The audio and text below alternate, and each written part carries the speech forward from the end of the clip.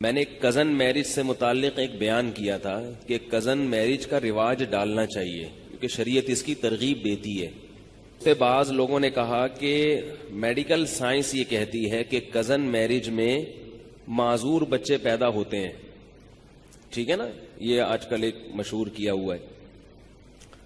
اور بعض لوگوں نے یہ بھی کہا کہ مفتی صاحب کی میڈیکل سائنس پہ ریسرچ نہیں ہے، اگر ان کی ریسرچ ہوتی تو یہ بات نہ کرتے۔ ایسا نہیں ہے، مجھے پتا ہے کہ ڈاکٹر یہ کہتے ہیں کہ کزن میں نکاح سے بچے معذور پیدا ہوتے، مجھے پتا ہے، پھر بھی میں کہتا ہوں کہ کزن میرج کو رواج بول لو یار دینا چاہیے۔ باقی ڈاکٹر ایسا کیوں کہتے ہیں تو کہنے دیں، ڈاکٹروں کہنے دیں، اس سے کیا ہوتا ہے؟ باقی ساری باتیں ڈاکٹروں کی مانتے ہیں آپ تو کہنے دیں ڈاکٹر کو، کچھ بھی نہیں ہوتا۔ چچا زاد، پھوپھی زاد، خالہ زاد، مامو زاد، یہ ان بہنوں سے، جو بہن ہے نہیں حقیقت میں لیکن مجازن بہن کہا جاتا ہے قریبی رشتے کی وجہ سے، ان میں نکاح کو رواج دینا چاہیے۔ اس میں بہت سارے فضائل ہیں اس کے۔ پہلی بات، قرآن مجید نے الگ سے پروٹوکول دیا ہے ان چار رشتوں کو۔ جہاں اللہ نے نکاح کو حلال کیا نا، نبی کو کہا کہ ہم نے آپ کے لیے بہت سی عورتیں حلال کی ہیں، ان میں اللہ نے الگ سے ان چار عورتوں کا ذکر کیا۔ وَبَنَاتِ عَمِّكَ، اے نبی آپ کے لیے آپ کی پھوپھی کی بیٹیاں بھی حلال، یعنی آپ کے چچا کی بیٹیاں بھی حلال۔ وَبَنَاتِ عَمَّاتِكَ، اور آپ کی پھوپھی کی بیٹیاں بھی حلال۔ وَبَنَاتِ خَالِكَ، اور آپ کے ماموں کی بیٹیاں بھی آپ کے لیے حلال۔ وَبَنَاتِ خَالَاتِكَ، اور آپ کی خالہ کی بیٹیاں بھی۔ تو ان کو الگ سے ہائی لائٹ کیا جا رہا ہے، کوئی تو حکمت ہوگی نا، یہی کہ بھئی یہ تو ہے ہی، ہمارے حضرت فرمایا کرتے تھے کہ یہ تو رشتے اللہ نے پیدا ہی شادی کے لیے کیے ہیں۔ جو رشتے اللہ نے پیدا ہی شادی کے لیے کیے ہوں، کیا ان کو اللہ لنگڑے لولے بچے پیدا کرنے کے لیے کرے گا؟ ہے بھئی؟ کیا ہو گیا؟ وہ اس لیے پیدا کرے گا تاکہ لنگڑے لولے بچے پیدا ہوں؟ ایسا تھوڑی ہوگا۔ دوسرا مسئلہ یہ ہے کہ ان میں نکاح میں ایک اور فائدہ ہے، صلہ رحمی۔ رشتہ داری کیا ہوتی ہے؟ بولو نا، مضبوط۔ اور رشتہ داری جوڑنا شریعت کا حکم ہے یا نہیں ہے؟ اتنی بڑی فضیلت، نماز روزے کی طرح فرض ہے رشتہ داری جوڑنا۔ اس سے رشتہ کیا ہو جاتا ہے؟ بہت مضبوط۔ نبی صلی اللہ علیہ وسلم رشتہ جوڑنے کا بڑا خیال کیا کرتے تھے، بہت خیال۔ تیسرا فائدہ اس میں یہ ہے کہ شریعت میں لڑکی کا جو نکاح ہے اس میں اس کا اہتمام کیا گیا ہے کہ غیر کفو میں نہ ہو۔ غیر کفو کا مطلب ہے کہ لڑکا لڑکی کے پیرلل یا اس سے برتر ہونا چاہیے، اس سے کمتر نہیں ہونا چاہیے، خاندانی لحاظ سے خاص طور پہ۔ بھائی جس خاندان سے لڑکی کا تعلق ہے، لڑکا ویسے ہی خاندان سے بلونگ کرتا ہو، کرتا تو اردو میں ہی ہوگا لیکن آج کل انگلش میں کیا کرتا ہو؟ وہ بلونگ کرتا ہو۔ کس خاندان سے؟ ایسے خاندان سے جو لڑکی کے برابر ہو یا اس سے افضل ہو، اس سے نیچے نہ ہو۔ اسلام میں ذات پات کا فرق نہیں ہے، لیکن نکاح کے لیے اس کا خیال کیا گیا ہے کہ لڑکی اونچے خاندان سے کسی کمتر لوگوں میں نہیں جانی چاہیے، ورنہ کس کا نقصان ہے؟ بولو نا، لڑکی کا نقصان، کیونکہ لڑکی نے ماتحت بننا ہے نا شوہر کے۔ تو ماتحت ایسی شخصیت کے بنا جاتا ہے جو آپ ذہنی طور پر اس کو اپنے سے برتر مان رہے ہو۔ اگر وہ بھنگی چماروں میں چلی گئی، بڑے اونچے خاندان سے چلی گئی، کہاں؟ بھنگیوں کے خاندان میں، اور آپ کہیں کہ چونکہ وہ بھنگی مسلمان ہے، کلمہ پڑھتا ہے، تو کوئی بات نہیں، ٹھیک ہے، کلمہ پڑھتا ہے، مسلمان ہے، چاہے جو بھی ہو، لیکن لڑکی ذہنی طور پر اپنے شوہر کو اپنے سر کا تاج نہیں بنائے گی، اطاعت نہیں کرے گی، اس کو برتری کا احساس ہوگا۔ میں اونچی اور یہ کیا، میں اس کی کیوں مانوں؟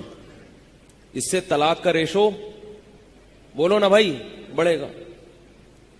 اور نہیں بھی طلاق ہوگی تو پھر ایک مصیبت، ساری زندگی ایک ٹینشن۔ تو یہ جو چچا زاد، پھوپھی زاد، خالہ زاد، مامو زاد بھائی کے رشتے ہیں، یہ سارے کفو ہوتے ہیں خاندانی اعتبار سے۔ ان میں کوئی بھی خاندانی اعتبار سے غیر کفو، بولو نا بھائی، نہیں۔ تو شریعت میں جو کفو کی تلاش ہے وہ کیا ہو جاتی ہے؟ آسان. بھائی یہ تو اپنے ہی خاندان کا ہے, تو خاندان کی تو اب بات ایک پوائنٹ تو کم ہو گیا نا. جو بھائی کتنے نمبر لگائے جاتے ہیں نا, کیا کیا دیکھا جاتا ہے, تو ایک نمبر تو شریعت نے حل کر دیا نا کزن میرج کے ذریعے. اب اس کی تو تحقیق کی ضرورت ہی نہیں ہے خاندان میں. خاندان تو یہ ہے نا, جو تم ہو وہی ہے. کیا خیال ہے؟ اور پانچواں فائدہ, 4 فائدے بیان میں 3 بتائے ہیں, 3 بتائیں آپ لوگ, تو نمبر تو یاد کر لیں کم از کم. چوتھا یا 5واں, رکعتیں جب ہم بھول جاتے ہیں نا نماز میں 4 پڑھی ہیں کہ 5 پڑھی ہیں, تو شریعت کہتی ہے 4 سمجھو اور قاعدہ بھی کرو, اس لیے کہ نہیں بھول جاتے ہیں کہ 3 پڑھی ہیں یا 4 پڑھی ہیں. تو شریعت کا مسئلہ یہ ہے کہ جب نماز میں آپ بھول جائیں کہ 3 پڑھی ہیں کہ 4 پڑھی ہیں, تو آپ اس کو فرض کریں گے 3, لیکن تیسری رکعت کے بعد قاعدہ بھی کریں گے, کیونکہ ہو سکتا ہے کہ یہ کون سی ہو, چوتھی ہو. اور پھر ایک اور رکعت کے لیے کھڑے ہو جائیں گے جو یا تو چوتھی ہے یا 5ویں ہے. کھڑے اس لیے ہوں گے کہ اگر وہ 3 ہوئی تھی تو پھر چوتھی ہو جائے, اور اگر 4 ہوئی تو 5ویں کیا ہو جائے گی, گریوی. اب نماز میں گریوی لگانا جائز نہیں ہے, تو اس کا شریعت نے حل یہ رکھا کہ آپ 5ویں کے لیے کھڑے ہوں اور آخر میں سجدہ سہو کر لیں. کیا خیال ہے بھائی؟ تو اگر وہ 4 تھی تو پوری 4 ہو گئیں, اور اگر 5 تھی تو گریوی جو آپ نے اضافی لگائی اس کی پینلٹی کس سے ہو گئی, سجدہ سہو سے ہو. اسی کو حدیث میں کہا ہے فَلْيَبْنِ عَلَى الْأَقَلِّ, حدیث میں آتا ہے کہ جس کو نماز میں شک ہوا نا 3 پڑھی ہیں کہ 4 پڑھی ہیں, تو وہ عقل سمجھے, کم سمجھے اور اس پر بنا کرے آگے. تو ہم نے کتنے نمبر لگائے ہیں, 3 ہیں یا 4, تو ہم 3 پہ سجدہ سہو کر لیں گے آخر میں. ٹھیک ہے. چوتھا نمبر کیا ہے کہ جو چچا زاد, پھوپھی زاد, خالہ زاد, ماموں زاد رشتے ہوتے ہیں ان کو بچپن سے دیکھا بھالا ہوتا ہے, جوا نہیں کھیل رہا ہوتا انسان. آج کل جو نکاح ہو رہے ہیں نا وہ جوئے ہیں, جوئے. اچھا نکل گیا تو نکل گیا, نہیں نکلا تو پتہ ہی نہیں کیا نکلتا ہے پھر وہ, کیونکہ کسی غیر کے بارے میں پورے طور پر تحقیق کرنا ممکن نہیں ہے. بعض لوگ میرے پاس بھیج دیتے ہیں کسی کو, والدین نا میرے پاس بھیج دیتے ہیں کہ اس نے ہماری بیٹی کے لیے رشتہ بھیجا, مفتی صاحب ذرا اس کو دیکھیں کیا ہے. تو وہ نہا دھو کے شیمپو لگا کے بڑے تمیز سے آتا ہے میرے پاس. ٹھیک ہے, نہا دھو کے شیمپو ویمپو لگا کے خوشبو میں, اور ایسا لگتا ہے کہ میرا دل چاہ رہا ہوتا ہے کہ میں اس سے بیعت ہو جاؤں. اب کیا پتا کہ یہ حقیقت میں ایسا ہے یا نہیں ہے بھائی, کو پتہ چلا سکتا ہے. آپ کہہ سکتے ہیں اس کے آفس سے پتا کرو, آفس فون کر کے پوچھا, ہاں بھائی صحیح ہے, تو ہو سکتا ہے باس کے سامنے صحیح ہو, وہاں تو ڈنڈا ہے نا باس کا, تو جہاں ڈنڈا ہوتا ہے وہاں تو سب صحیح ہوتے ہیں بھائی. تو گھریلو زندگی کیسی ہے اس کا پتہ چلانا بہت مشکل. چچا زاد, پھوپھی زاد, خالہ زاد, ماموں زاد کا بچپن سے پتا ہوتا ہے کہ کون بچپن میں بنٹے کھیلتا تھا, کون لٹو کھیلتا تھا, کون چڈی پہن کے تالاب میں مینڈکوں کے ساتھ نہاتا تھا, کون کیا کرتا تھا, کون گلی محلے سے مرغی چوری کرتے ہوئے پکڑا گیا تھا. یہ سب پتا ہوتا ہے. خوبیاں بھی پتا ہوتی ہیں اور بولو نا خامیاں بھی پتا ہوتی, سب پتا ہے. تبھی لوگ سب کچھ نہیں بتاتے اپنے بارے میں, کہتے ہیں نا سب بتا دوں تو ہاتھ پاؤں کٹوا دوں. تو ان کا پہلے سے سب کچھ پتا ہوتا ہے. تو اب اگر ان میں خامیاں بھی ہیں تو پہلے سے پتا ہوتی ہیں کہ یہ ہے, لہذا پہلے سے برداشت کرنے کا تحمل ہوتا ہے کہ بھئی یہ تو ہے. کزن میرج کا یہ فائدہ ہے, چچا زاد بہن ہو یا چچا زاد بھائی ہو, پہلے سے پتا ہے. تو کتنے فائدے ہو گئے, 4 فائدے ہو گئے. اور بھی بہت سارے فائدے ہیں اس کے, اگر میں گنوانا شروع کروں تو اور بھی یاد آئیں گے مجھے. یہ 4 بھی ابھی صرف بیٹھے بیٹھے سرسری غور سے یاد آئے, ورنہ اور بھی فائدے ہیں. پھر آگے نسل جو پیدا ہوتی ہے نا اس میں بھی بڑے فائدے ہیں, بڑے فائدے ہیں. اس میں دونوں کے مفاد ہوتے ہیں. جو رشتے ہیں لڑکی اور لڑکے کے ابا اور اماں کے جو رشتے ہیں وہ دونوں طرف سے ہوتے ہیں, لہذا دونوں ان رشتوں کی پاسداری کرتے ہیں.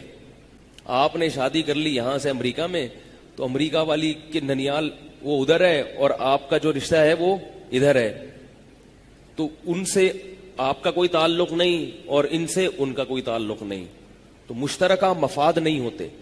پھر ایک اہم فائدہ 5واں نمبر وہ یہ ہے کہ اگر اختلافات ہوتے ہیں میاں بیوی میں، دونوں خاندان بیٹھ جاتے ہیں، کیونکہ ان رشتوں کے ٹوٹنے میں دونوں خاندانوں کا نقصان ہوتا ہے، تو جوڑنے کی کوشش کون کرتا ہے؟ دونوں خاندان کرتے ہیں. کیا ہو گیا؟ کتنی واضح بات ہے نا. دونوں خاندان جوڑنے کی کوشش کرتے ہیں. تو اگر اتنے سارے مفادات اس میں ہیں تو اگر ایک لنگڑا پیدا ہو بھی جائے تو برداشت کر لو. کیا خیال ہے؟ اول تو ہوگا نہیں انشاءاللہ، کچھ نہیں ہوتا. بالفرض اگر اتنے سب ہونے کے باوجود ایک لنگڑا پیدا ہو جائے تو چلتا ہے، لیکن ایسا ہوتا نہیں ہے. اب میں سائنس کی طرف آتا ہوں. میڈیکل سائنس کیا کہتی ہے کہ تاکہ یہ ٹاپک جب چھیڑا ہے تو مکمل ہو جائے نا. میڈیکل سائنس یہ کہتی ہے کہ اس میں معذور بچے پیدا ہونے کا امکان زیادہ ہے. مجھے نہیں پتا یہ تحقیق صحیح ہے غلط ہے، آپ فرض کر لیں کہ صحیح ہے. صحیح ہوگی جب ڈاکٹر کہہ رہے ہیں، کچھ تو دیکھا ہوگا انہوں نے. کیا خیال ہے؟ کچھ دیکھا ہوگا، کچھ ریسرچ کی ہوگی. تو یاد رکھیں کہ شریعت میں ایسے اسباب جن پر نتیجہ مرتب ہونے کا امکان بہت کم ہوتا ہے. تھوڑی گاڑی اردو استعمال کر رہا ہوں، پھر اس کی وضاحت کروں گا آسان زبان میں. ایسے اسباب جن پر نتیجہ مرتب ہونے کا امکان بہت کم ہوتا ہے، شریعت میں ان اسباب کو لفٹ کرانے کی اجازت نہیں ہے، اور اس کو توکل کے خلاف سمجھا گیا ہے. بعض اسباب ایسے ہوتے ہیں جن پر نتیجہ مرتب تو ہوتا ہے مگر لاکھوں میں ایک یا ہزاروں میں ایک. تو شریعت کہتی ہے ان اسباب کی طرف توجہ مت دو ورنہ وہمی بن جاؤ گے، کیونکہ شریعت میں توہم پرستی کی اجازت نہیں ہے.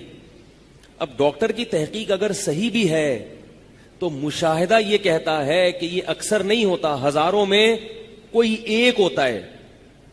تو یاد رکھو، ہزاروں میں ایک لنگڑا بچہ یا ایک بچہ معذور پیدا ہونے کا امکان اگر کزن میرج میں ہے، تو یہ ہزاروں میں ایک میں معذوری کا امکان کے تو اور بہت سارے اسباب ہیں جو اس سے بھی زیادہ قوی ہیں. ایکسیڈنٹ کے ذریعے بچوں میں معذوری کا امکان کزن میرج سے زیادہ ہے. نہیں آ رہی بات؟ بیماریوں کے ذریعے، عام بیماریوں کے ذریعے بچوں میں معذوری کا امکان کزن میرج کے امکان سے زیادہ ہے. تو کیا اس چکر میں آپ اولاد پیدا کرنا چھوڑ دو گے کہ کہیں معذور نہ پیدا ہو جائے کیونکہ وہ فلاں جگہ، ایک جگہ ساؤتھ افریقہ میں ایک بچہ معذور پیدا ہوا ہے؟ یہ فرض کرو گے آپ؟ نہیں آ رہی بات؟ بچے گم بھی جاتے ہیں، کتنی بڑی ٹینشن ہے والدین کے لیے. لاکھوں میں ایک بچہ، 2 لاکھ 10 لاکھ میں ایک بچہ گمتا بھی ہے. گمتے ہیں نا بچے، بعض دفعہ اغوا ہو جاتے ہیں. اس چکر میں آپ اولاد پیدا نہ کرو کہ کہیں اغوا نہ ہو جائے. تو شریعت آپ کو کہے گی وہمی. کیا کہے گی؟ پاگل ہے، وہمی ہے، سٹھیایا ہوا ہے. جیسے ڈاکٹروں کی ڈاکٹری ایک دلیل ہے، سائنس کی تحقیق ایک دلیل ہے، تو مشاہدہ بھی تو ایک دلیل ہے نا. ہم دیکھ رہے ہیں کہ بچوں کو آپ صبح وین میں بٹھاتے ہیں، گاڑی میں، کنوینس میں، بعض دفعہ ان گاڑیوں کا ایکسیڈنٹ ہو جاتا ہے. اور یہ بہت ہوتا ہے کیونکہ صبح صبح ڈرائیور جو ہے نا، جو بچوں کو کی وین لے کر اسکول جاتے ہیں، وہ بہت اسپیڈ سے بھگاتے ہیں. اور ایسے کئی کیسز ہوئے ہیں. لیکن ہزاروں وین میں سے کوئی ایک وین ہوتی ہے جس کا ایکسیڈنٹ ہوتا ہے. آپ اس احتمال کی وجہ سے کیا بچے کو اسکول بھیجنا چھوڑ دیتے ہو؟ ظاہر ہے یہ رسک لینا پڑتا ہے بھائی، یہ تو ہوتا ہے. تو جتنا امکان بچے کے ایکسیڈنٹ ہونے کا ہے، اس سے بھی کم امکان کزن میرج کے نتیجے میں معذور بچہ پیدا ہونے کا ہے. ایک بات تو یہ. دوسرا، کزن میرج کے نتیجے میں اگر معذور بچہ بالفرض پیدا ہوا تو یہ بھی یقینی نہیں ہے کہ یہ کزن کی وجہ سے ہوا، یہ ویسا ہی ہوا ہے. لیکن جو وہمی لوگ ہیں وہ اس کو کس کھاتے میں ڈال دیں گے؟ Cousin marriage. تو بھائی انگریزوں کا حساب کتاب الگ ہے، وہ اللہ کو نہیں مانتے. اللہ پہ توکل کیا ہوتا ہے اس لفظ سے وہ آشنا نہیں ہے. وہ تو احتیاط کے قائل ہیں. تو احتیاط میں وہ اتنے پاگل ہو جاتے ہیں کہ مائیکل جیکسن نے ہاتھ پہ کیا باندھے ہوئے تھے؟ دستانے، تاکہ کسی کے جراثیم میرے ہاتھ پر نہ لگیں. اب آپ مائیکل جیکسن کو سمجھا سکتے ہو کہ ہاتھ اتار کے مسافہ کیا کرو؟ وہ بھی دلیل دے گا کہ میڈیکل سائنس یہ کہتی ہے کہ جراثیم ہاتھ کے ذریعے ہاتھ میں ٹرانسفر ہوتے ہیں، اور اس کی رپورٹیں پیش کر دے گا وہ. تو آپ کے پاس کیا جواب ہوگا؟ وہ کہے گا بھائی فلاں سن میں 1920 میں یو کے میں ایک آدمی نے کسی کو ہاتھ ملایا تھا, رپورٹ یہ کہتی ہے, تو جراثیم اس کے ٹرانسفر ہوئے تھے اور وہ مر گیا تھا. تو جب یہ امکان ہے, خارش تو لگ سکتی ہے نا, خارش زدہ آدمی کو آپ ہاتھ لگائیں گے تو امکان ہے نا خارش لگنے کا, بلکہ اس کے ساتھ بیٹھیں گے تو خارش لگنے کا امکان ہے, وہ چھینکے گا تو نزلہ لگنے کا امکان ہے, زکام کا امکان ہے. تو کیا ان امکانات کی وجہ سے مسافہ کرنا مسلمان چھوڑ سکتا ہے؟ اور گرین والے عید کے دن 3 دفعہ گلے ملنا چھوڑ سکتے ہیں؟ ہے بھائی, فیضان مدینہ والے عید کے دن 3 دفعہ گلے ملتے ہیں, تو کیا وہ یہ مان لیں گے یہ بات کہ بھائی مائیکل جیکسن تو گلے ملنا تو دور کی بات, وہ تو ہاتھ ملانے سے پہلے ہاتھ پہ کپڑا چڑھا رہا ہے, ذرا سے اس کے سامنے کوئی مائیکل جیکسن کے سامنے اگر چھینک دے نا, یہ دائرہ اسلام سے خارج ان کے نظر میں, یعنی جو ہاتھ ملانے پر آمادہ نہیں ہے اس کے سامنے آپ اگر چھینک دیں گے تو وہ تو آپ کا بیڑا غرق کر دے گا, بولے گا میں تو کب سے احتیاط کر رہا ہوں اور چھینک رہے ہو. تو میڈیکل سائنس تو یہ بھی کہتی ہے, لیکن شریعت اس کو کیا قرار دیتی ہے؟ توہم پرستی. شریعت کہتی ہے وہ 1901 میں ایک آدمی نے فلاں سے مسافہ کیا تھا تو مر گیا تھا, 1901 سے اب تک کروڑوں لوگ کروڑوں سے گلے مل رہے ہیں اور نہیں مر رہے. تو ان کروڑوں کو دیکھو گے یا 4-6 واقعات کو دیکھو گے؟ بھائی سمجھ لو کیا کہنا چاہ رہا ہوں میں.